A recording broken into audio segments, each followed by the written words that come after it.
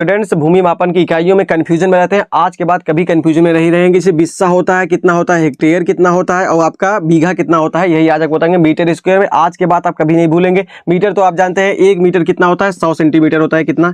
1 metre 100 centimetre होता है, इतना तो आप जानते हैं। अब यहाँ छोटी इकाई से आप समझ लेंगे। जैसे यह आपका कोई खेत है, क्या यह आपका कोई खेत है, इसकी लंबाई कितनी है, 11.18 मीटर है। कितनी? 11.18 मीटर है। और इसकी चौड़ाई कितनी है, 11.18 मीटर है। कितनी? 18 मीटर है। अब इसका आपको क्षेत्रफल निकालना, क्षेत्रफल कैसे निकालेंगे, आपका लंबाई गुणे चौड़ाई कर देंगे। क्या कर देंगे? लंबाई गुणे चौड़ाई। तो लंबाई गुणे चौड़ाई करेंगे तो आपका कितना आएगा, 11.18 गुणे 11.18 गुणा करेंगे तो 125 मीटर स्क्वायर आएगा। कितना? 125 मीटर स्क्वायर आएगा। तो यही होता है आपका 125 मीटर स्क्वायर कितना होता है, एक बिस्सा होता है। कितना? एक बिस्सा होता है। यदि आपसे आज के बाद कोई पूछेगा एक बिस्सा कितना होता है तो उसे मीटर में बताइए, तो एक बिस्सा कितना होता है, 125 मीटर स्क्वायर के बराबर होता है। कितना? 125 मीटर के स्क्वायर के बराबर। अब इसी में हम देखिए एक बिस्सा का निकाल लिए ना, अब हमें 20 बिस्सा का निकालना है। तो 20 बिस्सा कैसे निकालेंगे, हम इसमें 20 का गुणा कर देंगे। तो जब 20 का गुणा करेंगे, 20 बिस्सा गुणा करेंगे तो यहाँ भी हम 20 का गुणा करेंगे। तो 20 का गुणा करेंगे कितना आएगा, 125 बिस्सा में कितना होता है, 2500 होता है। कितना? 2500 होता है। तो 2500 मीटर स्क्वायर आ गया। क्या? 2500 मीटर स्क्वायर। अब इसी 2500 मीटर स्क्वायर को हम कितना कहते हैं, एक बीघा कहते हैं। कितना? एक बीघा कहते हैं। कितना कहते हैं? एक बीघा कहते हैं।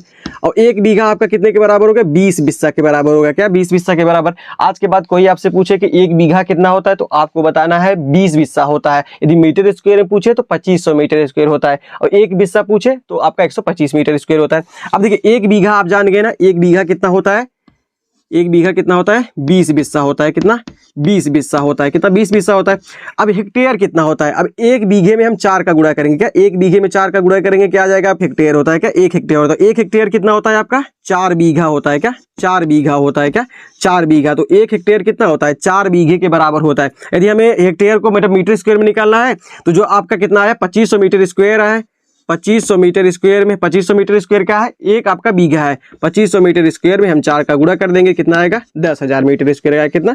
10,000 मीटर स्क्वायर आ गया आपका मीटर स्क्वायर में। तो एक हेक्टेयर कितना होता है, 10,000 मीटर स्क्वायर होता है या 4 बीघा होता है। यहां तक क्या समझ गया आप ना।